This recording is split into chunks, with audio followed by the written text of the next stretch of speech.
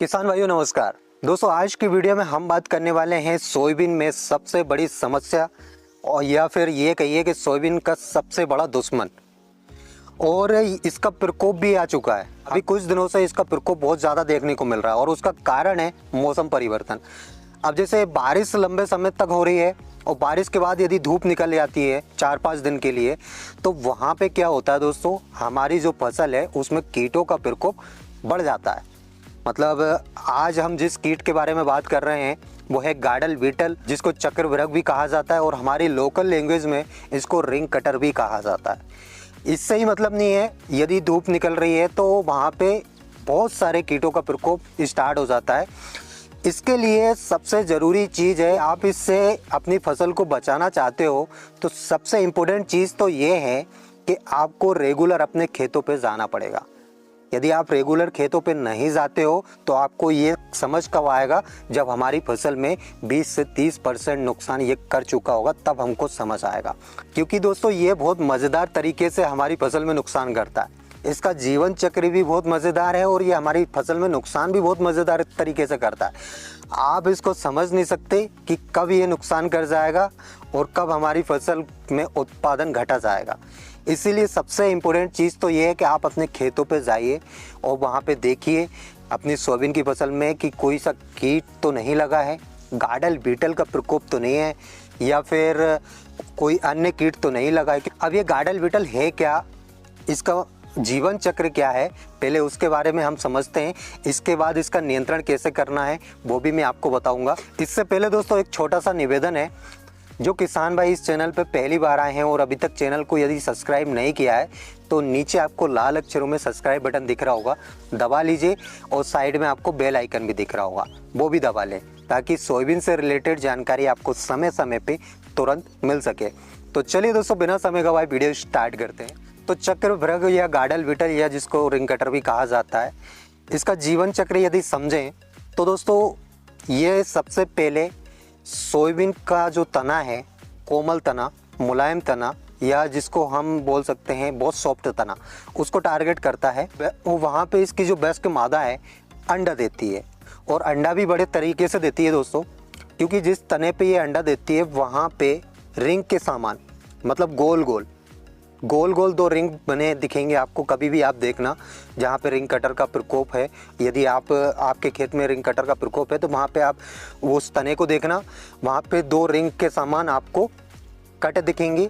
अब इस एक कट के ऊपर ये अंडा देती है। अब ये अंडा छोटी सी बारीक सी इल्ली में परिवर्तित हो जाता है। उसको फाड़ के देखना, आपको एक बहुत बारीक इल्ली दिखेगी, बहुत बारीक, मतलब स्टार्टिंग में तो ये आपको बड़ी मुश्किल से नज़र आएगी, इतनी बारीक होती है। अब ये इल्ली क्या करती है, इल्ली का काम भी बहुत मज़ेदार है। ये पूरे तने को खोखला करते हुए नीचे तक, जड़ तक चली जाती है। अब जब ये खोखला करती है, जहाँ से इसने कट लगाया है वहाँ से तो हमारा जो सोयाबीन का तना है वो तो मुरझा ही जाएगा। और इसके बाद भी जब ये नीचे तक जब जाती है तो हमारी जब सोयाबीन की फसल पकने पे आती है, जब उसमें फलियां लग जाती है तो एक बीच में से भी कट लगा देती है, तो जितनी भी फली लगी है वो भी नीचे गिर जाती है। इस तरीके से यदि इसका समय पे नियंत्रण नहीं किया जाए तो ये हमारी फसल में, ये समझ लीजिए लास्ट स्टेज तक, आखिर तक 50 से 60% नुकसान कर सकती है। यदि ज़्यादा ही प्रकोप है तो 60% नुकसान पक्का है। और ऐसा नहीं है, ये पीछा नहीं छोड़ती दोस्तों, जैसे ही ये कट लगाती है तो नीचे जड़ तक चली जाती है और अपने आप को ऐसे ढक लेती है, सुरक्षित कर लेती है। जब ये हार्वेस्टिंग के बाद जब हम जुताई करते हैं तो ये मिट्टी में मिल जाती है, वहाँ पे सुसुप्त अवस्था में चली जाती है। 1 साल तक ये जिंदा रह सकती है। ये तो इसका जीवन चक्र भी बहुत अद्भुत है और बहुत मज़ेदार भी है। तो इसके नियंत्रण के लिए सबसे बेस्ट तरीका तो ये है दोस्तों, यदि कम प्रकोप है तो जहाँ पे इसका अटैक हुआ है, जहाँ पे पत्तियाँ मुरझा रही है या कोई तना मुरझा रहा है, तो उसको काट के या तोड़ के एक बैग में भर के फेंक दीजिए। यदि ज़्यादा प्रकोप नहीं है तो, या फिर यूँ कहिए जिनके पास कम ज़मीन है, मतलब जो कम रकबा रखते हैं 2-5 एकड़, तो वो किसान भाई इस तरीके से इसका नियंत्रण कर सकते हैं। क्योंकि ज़्यादा हैवी डोज यदि आप दोगे तो वो ज़्यादा कॉस्टली पड़ेगा। यदि 2-5 एकड़ है तो उसमें आप इस तरीके से नियंत्रण कर सकते हैं।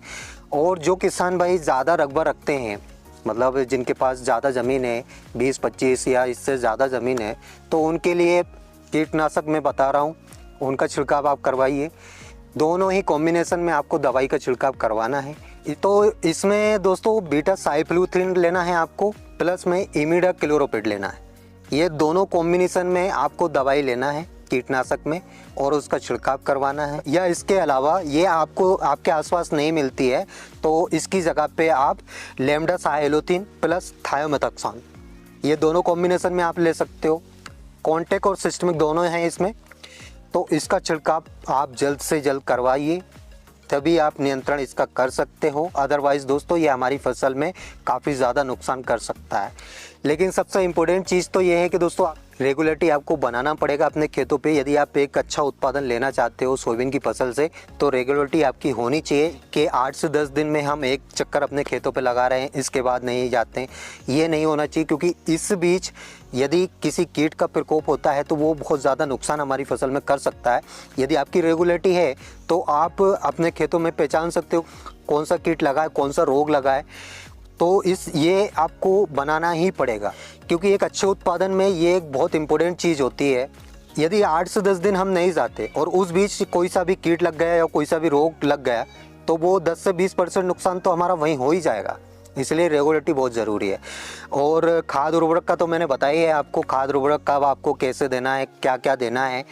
और इसके अलावा फ्लावरिंग स्टेज पर काफ़ी किसान भाई पूछ रहे थे कि 19-19 का छिड़काव कर सकते हैं या नहीं कर सकते। देखिए दोस्तों, इसमें नाइट्रोजन है और नाइट्रोजन यदि आप फ्लावरिंग स्टेज पे छिड़काव कर रहे हो तो गलत है वो।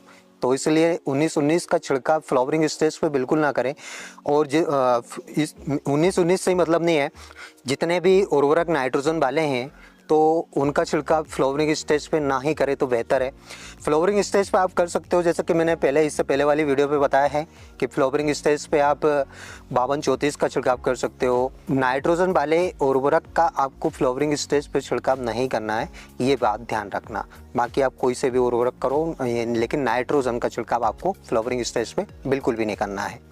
तो इन चीज़ों का ध्यान रखना दोस्तों, क्योंकि अभी ज़्यादा समय हुआ नहीं है। काफ़ी किसान भाइयों ने लेट बुवाई की है, जहाँ पे जल्दी बुवाई हो गई है, मतलब जहाँ पे फ्लावरिंग स्टेज पे यदि हमारी सोयाबीन की फसल है तो वहाँ पे भी आपको ध्यान रखना है, क्योंकि इस समय कीटों का प्रकोप ज़्यादा होता है, रोग भी ज़्यादा लगते हैं। तो इस समय आपको ध्यान देने की काफ़ी ज़्यादा ज़रूरत है। अपनी फसल पे अच्छे से ध्यान दीजिए, जितना अच्छे से ध्यान दोगे उतना ही आपको अच्छा उत्पादन मिलने वाला है। तो आई होप दोस्तों आपको मेरे द्वारा दी गई जानकारी समझ आई होगी और वीडियो भी पसंद आई होगी। वीडियो अगर अच्छी लगी हो तो एक लाइक, और जो किसान भाई इस चैनल पर पहली बार आए हैं, अभी तक चैनल को यदि सब्सक्राइब नहीं किया है तो नीचे आपको लाल अक्षरों में सब्सक्राइब बटन दिख रहा होगा, दबा लीजिए। साइड में आपको बेल आइकन भी दिख रहा होगा। तो आज के लिए इतना ही काफ़ी है। मिलते हैं नेक्स्ट वीडियो में नेक्स्ट टॉपिक के साथ। तब तक के लिए tata, bye bye, take care, धन्यवाद दोस्तों।